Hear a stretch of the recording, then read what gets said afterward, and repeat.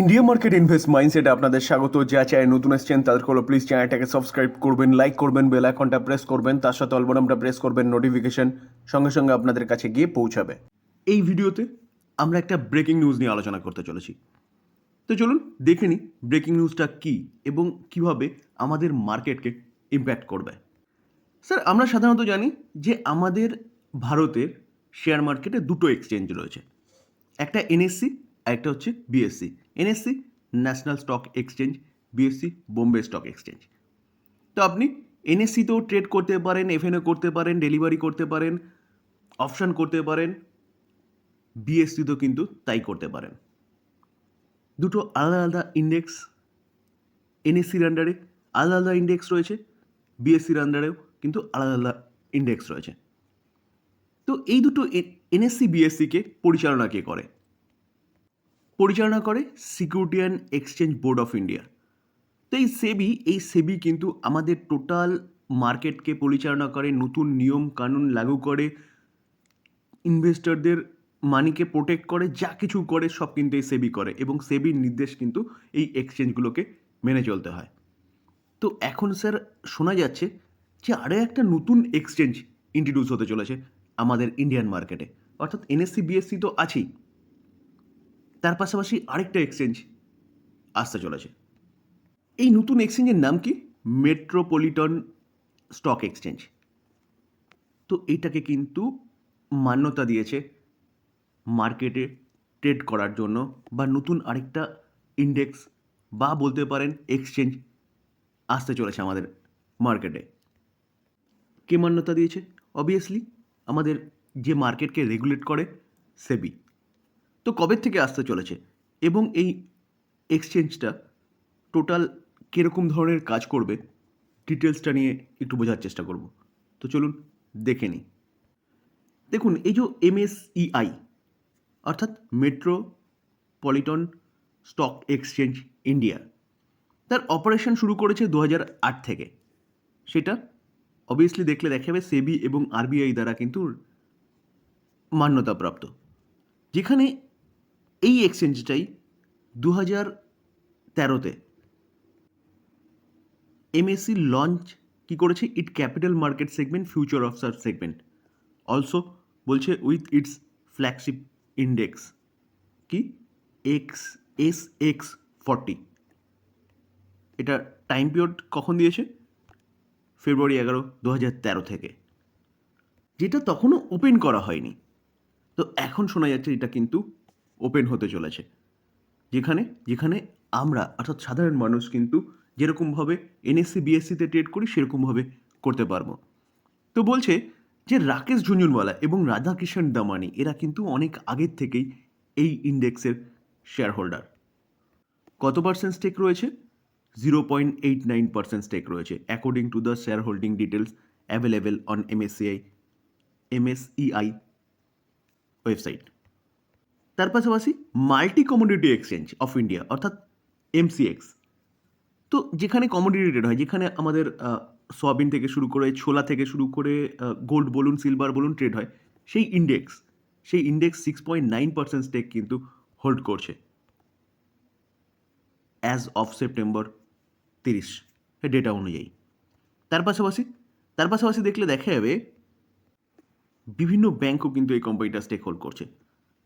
দেখুন, union bank, state bank of India, bank of Baroda, Punjab national bank, তার পাশাপাশি Indian bank, bank of India, Axis bank, এতগুলো bank কিন্তু এই ইন্ডেক্সটার শেয়ার হোল্ডারে রয়েছে।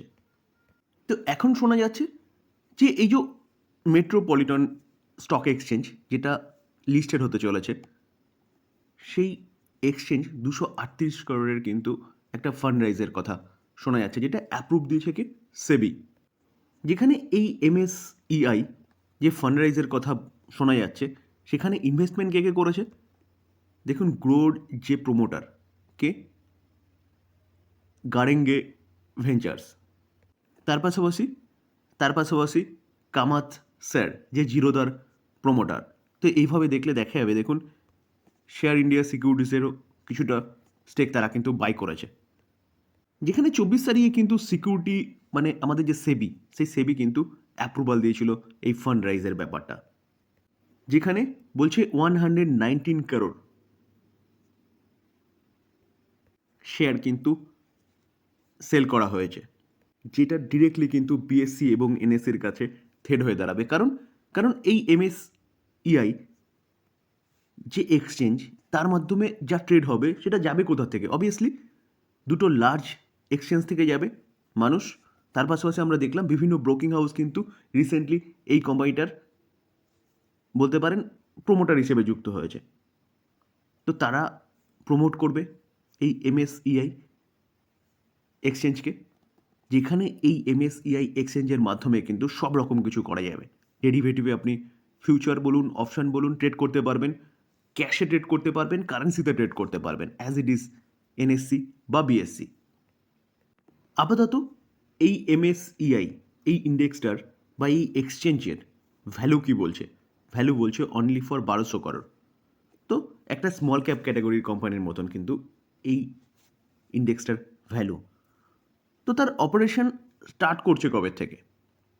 তো যতদূর যা শোনা যাচ্ছে, বা একদম ফাইনালি খবর এটা বলতে পারেন, যে 2025-এর 1 জানুয়ারি থেকে কিন্তু এদের অপারেশন চালু হতে চলেছে। অর্থাৎ অর্থাৎ এই এক্সচেঞ্জটা কিন্তু চালু হতে চলেছে 2025-এর 1 জানুয়ারি থেকে।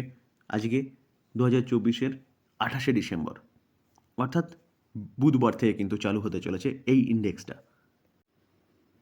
তো স্যার, আমরা যারা ইনভেস্টর আছি বা যারা ট্রেডার আছি, তাদের জন্য এটা একটা ভালো নিউজ যে আরেকটা নতুন এক্সচেঞ্জ আসতে চলেছে, যেখানে যেখানে যে ডিওপলি চলছিল তার কিন্তু কিছুটা হলেও খণ্ডন হবে।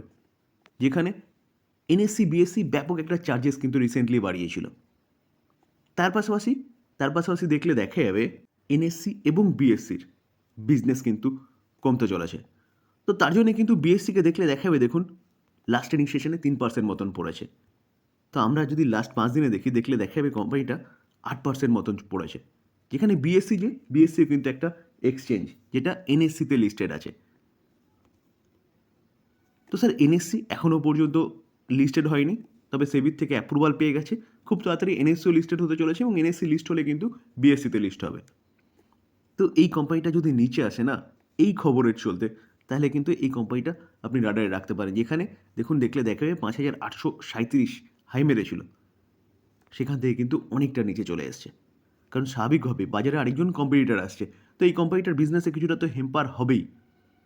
তো এই কোম্পানিটা যদি এখান থেকে ভালো কারেকশান দেখায়, তাহলে কিন্তু বেস্ট টাইম হবে এই কোম্পানি নিয়ে চিন্তাভাবনা করার। স্যার, আবারও বলছি, এখন কিন্তু বাই করার কথা বলছি না। যদি এখান থেকে ভালো কারেকশান দেখায়, তাহলে আপনি চিন্তাভাবনা করতে পারেন। মেবি হয়তো কারেকশান দেখাতে পারে, কারণ এই কোম্পানির বিজনেস কোনোদিনও বন্ধ হবে না।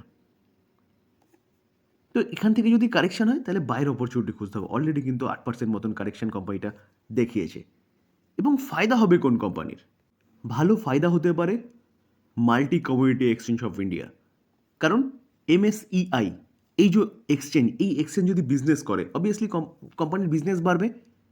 তো বিজনেস বাড়ার সাথে সাথে কিন্তু এই কোম্পানিটা আমরা দেখিয়েছিলাম 6%-এর ওপরে স্টেক কিন্তু হোল্ড করছে। তো এই কোম্পানিটার কিন্তু বলতে পারেন পরোক্ষভাবে বিজনেস বাড়বে, এই কোম্পানিটা লাভবান হতে পারে কমিউনিটি এক্সচেঞ্জ।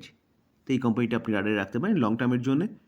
বিএসসিও ভালো কোম্পানি, এই কোম্পানিটাও কিন্তু বেস্ট কোম্পানি ইনভেস্টমেন্টের জন্য।